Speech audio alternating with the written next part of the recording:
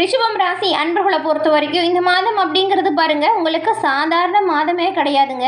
வாழ்க்கையை திருப்பி போடக்கூடிய அளவுக்கு ஒரு முக்கியமான மாதமாக இருக்குது. பணம், வேலை, குடும்பம், மனநிலைமை இதில் எல்லாத்துலேயுமே மிகப்பெரிய மாற்றம் தொடங்க போகுது அப்படின்னு கூட சொல்லலாம்.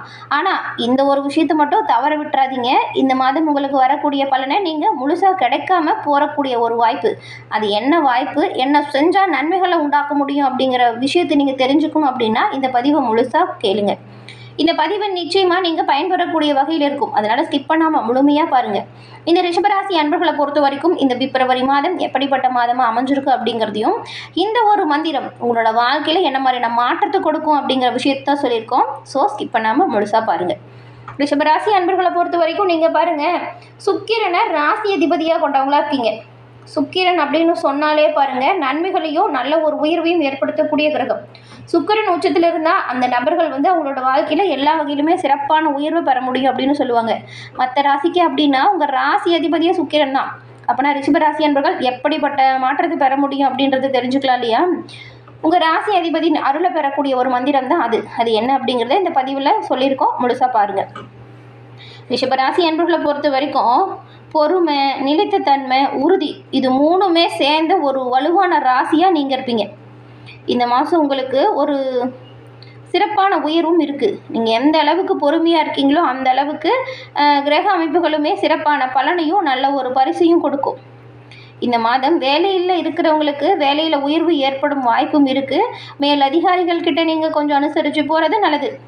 ஒரு சிலருக்குலாம் இடமாற்றம் வருவதற்கும் வாய்ப்பு இருக்குது. ஆரம்பத்தில் கொஞ்சம் வேலையில் மன அழுத்தம், கொஞ்சம் கஷ்டம் இருக்கும். ஆனால் மாத இறுதியில் நடந்ததுலாம் நல்லதுக்கு தான் அப்படின்னு நீங்களாக புரிஞ்சுக்குவீங்க. இந்த ரிஷபராசிக்காரங்க எல்லா வகையிலுமே முதல்ல சிறப்பான உயர்வை பெறணும் அப்படின்னா மகாலட்சுமியை மனதார வழிபாடு செய்யுங்க.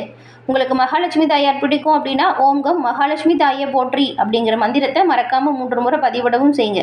அணியினொருளால் எல்லாமே நல்லதாக நடக்கும். இந்த மாதத்தின் கிரக அமைப்பு உங்களுக்கு எப்படி இருக்குது அப்படிங்கிறதையும் என்னெல்லாம் நடக்கும் அப்படிங்கிறதையும் வாங்க இப்போ பார்க்கலாம்.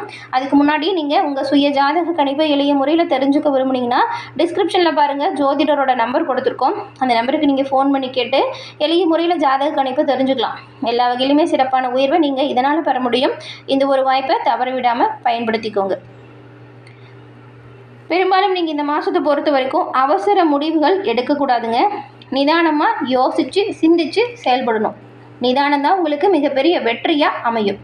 எல்லா வகையிலுமே சிறப்பான உயர்வுக்கு நிதானம் ரொம்பவுமே முக்கியமான விஷயம். இதை ஞாபகம் வச்சுக்கோங்க. தொழிலில் ஈடுபட்டிருக்கிறவங்களுக்கு நீங்கள் செய்கிற பின்னடைவு நீங்கும், நல்ல ஒரு உயர்வு இப்போ ஏற்படும். ஏன்னா தொழில் விஷயத்தில் கடந்த காலத்தில் ரொம்பவுமே பின்னடைவை சந்திச்சிருப்பீங்க. அந்த பின்னடைவு இப்போ நீங்கக்கூடிய காலகட்டம். மெதுவாக வருமானம் உயரக்கூடிய யோகம் இருக்குது. புதுசாக நிறைய யோசனை வரும். அந்த யோசனை உங்களுக்கு இப்போ கை கொடுக்கும். அதனால தான் அவசர முடிவுகளை தவிர்க்க பாருங்கள் அப்படின்னு சொல்கிறோம். இந்த ரிஷபராசிக்கு இந்த மாதம் எல்லாமே நல்லதாக நடக்கணும் அப்படின்னா நிதானம் முதல்ல தேவைப்படக்கூடிய ஒரு விஷயமா இருக்குது. பண விஷயத்துலையுமே இந்த மாதம் உங்களுக்கு 2 நிலையுமே உருவாகுது. வரவு நல்லா இருக்குங்க. ஆனால் அதுபோல் செலவுமே கொஞ்சம் பின்தொடர்ந்து வர மாதிரியே இருக்கும். வரவுக்கேற்ற செலவு இருப்பது போல் கூட ஒரு சில சூழல்லாம் தோன்றும். நீங்கள் இதை தவிர்க்க என்ன பண்ணலாம் அப்படின்னா தேவையில்லாத செலவை கட்டுப்படுத்திக்கோங்க.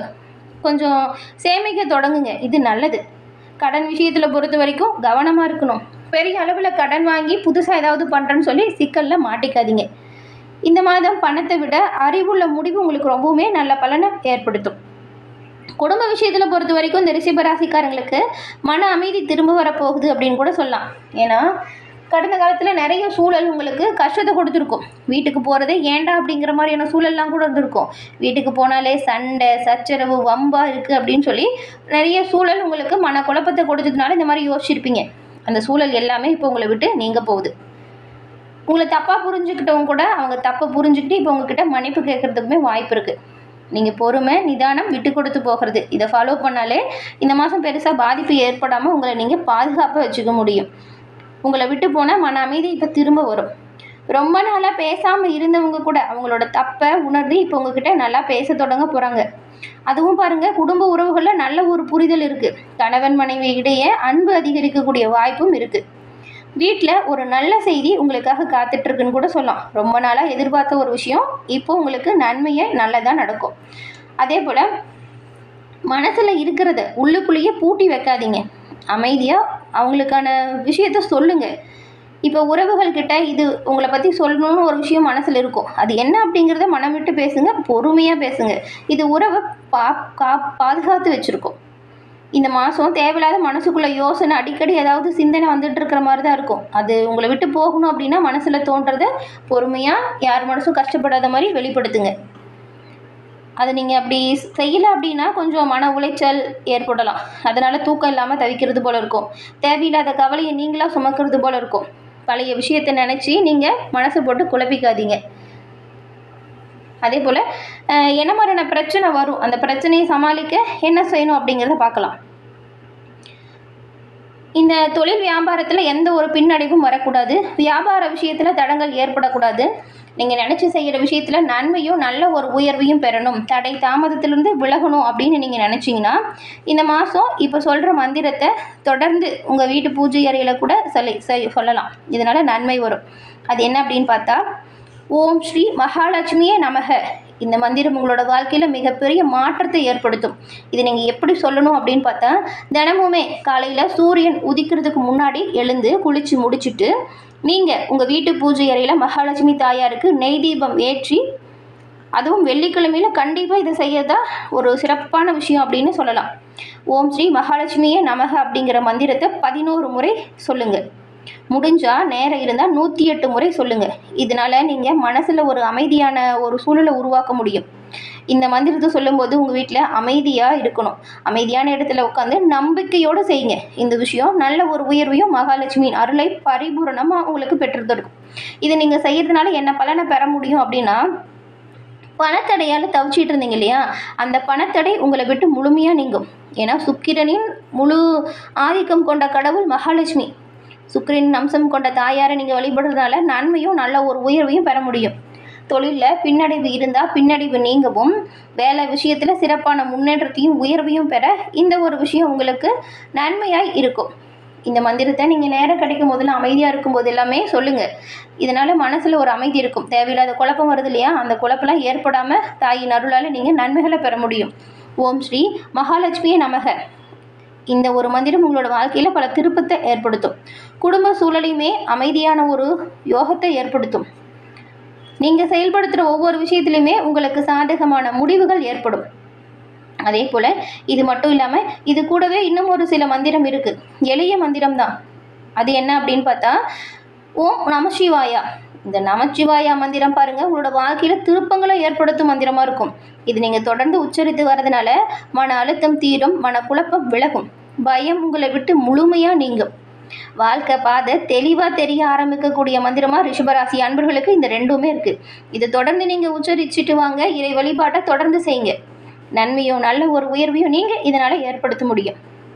ஒரு சின்ன பரிகாரம், அது என்ன அப்படின்னு பார்த்தா, வெள்ளிக்கிழமையில் வெள்ளை பூக்கள், வெள்ளை கலரில் என்ன பூ இருக்கோ அந்த பூவை அம்மன் மற்றும் சிவன் முன்னாடி வச்சு இப்போ சொன்னோம் இல்லையா, அந்த 2 மந்திரத்தையும் தொடர்ந்து உச்சரிங்க. முடிஞ்சால் 11 முறை, ரொம்ப நேரம் இருக்குது அப்படிங்கிறதுலாம் 108 முறை உச்சரிக்கிறதுனால நன்மையை பெற முடியும். ரிஷபராசி அன்பர்களை பொறுத்த வரைக்கும் உங்களோட வாழ்க்கை அப்படிங்கிறது மெதுவாக நகர்றது போல தான் இருக்கும். ஆனால் அதெல்லாம் நீங்கள் போட்டு கலக்கம் கொள்ளாதீங்க. நிச்சயமாக முடிவு உங்களுக்கு நல்ல ஒரு உச்சிக்கு செல்லக்கூடிய ஒரு முடிவாக இருக்கும். நல்ல ஒரு உயர்வையும் நன்மையும் பெறக்கூடியதாக இருக்கும். நீங்கள் பாருங்கள், உண்மையாக உழைக்கக்கூடியவங்களாக இருப்பீங்க. உங்களோட வெற்றிக்காக யாரையுமே தள்ளிவிட மாட்டீங்க. தோல்வி வந்தாலும் சரி, நீங்கள் அதை அமைதியாக ஏற்றுப்பீங்க. நிதானமாக மீண்டும் முன்னேறுவீங்க. எந்த இடத்துல விழுந்தீங்களோ அந்த இடத்துலையே எழுந்து முன்னேறக்கூடிய ஒரு ராசி அப்படின்னு சொன்னால் அது கடகராசியாக தான் இருக்கும். யாருக்கு கஷ்டம் அப்படின்னாலும் முதல்ல ஓடி போய் நிற்கிறது நீங்களாக தான் இருப்பீங்க. தன்னோட வலியை மறந்துட்டு மற்றவங்களுக்காக அவங்களோட தேவைகளை தெரிஞ்சுக்கிட்டு அந்த தேவையை பூர்த்தி செஞ்சு வைக்கக்கூடிய ஒரு ராசி கடகராசி, அது நீங்கள் தான். அமைதிக்குள்ளே நிறைய வலியும் இருக்கும். பார்க்க அமைதியாக இருந்தாலும் உள்ளுக்குள்ளே ஒரு சில குழப்பம் கஷ்டம்லாம் இருக்கும். ஆனால் அது வெளிப்படுத்த மாட்டீங்க. ஆனால் என்ன கஷ்டமாக இருந்தாலும் உங்கள் குடும்பத்தில் இருக்கிறவங்ககிட்ட வெளிப்படையாக பேசுங்க. அது கொஞ்சம் மன அமைதியை ஏற்படுத்தும். நீங்கள் பார்க்கறதுக்கு அமைதியாக இருந்தாலும் உங்களை குறைவாக மதிப்பு போட முடியாதுங்க. அமைதியாக இருந்தாலும் தேவை வந்தால் சிங்கம் மாதிரி எழுந்து நிற்பீங்க. கோபம் வந்தால் அது கட்டுக்கு அடங்காத அளவு தான் இருக்கும். அதனால் கோபத்தையுமே குறைச்சிக்கிறது நல்லது. நீங்கள் எப்போவுமே பேசுகிறதுக்கு முன்னாடி இந்த கடகராசிக்காரங்க என்ன பண்ணுவாங்கன்னா, அது சரி வருமா அப்படிங்கிறத ஒரு முறைக்கு 10 தடவை யோசித்து பேசக்கூடியவங்களாக இருப்பீங்க. அதை மாற்ற முடியாது. ஆனால் அது உங்களுக்கு ஒரு சிறப்பான அமைப்பு தான். இந்த உறுதியான மனசு தான் பெரும்பாலும் நன்மை ஏற்படுத்தக்கூடியதாக இருக்குது. சிவன் மற்றும் மகாலட்சுமி அருளால் உங்களோட வாழ்க்கையில் எல்லாமே நல்லதாக நடக்கும். நீங்கள் எப்படி மற்றவங்களுக்கு நல்லது நினைக்கிறீங்களோ அதுபோல் உங்களோட வாழ்க்கையிலுமே நல்லது நடக்கும்.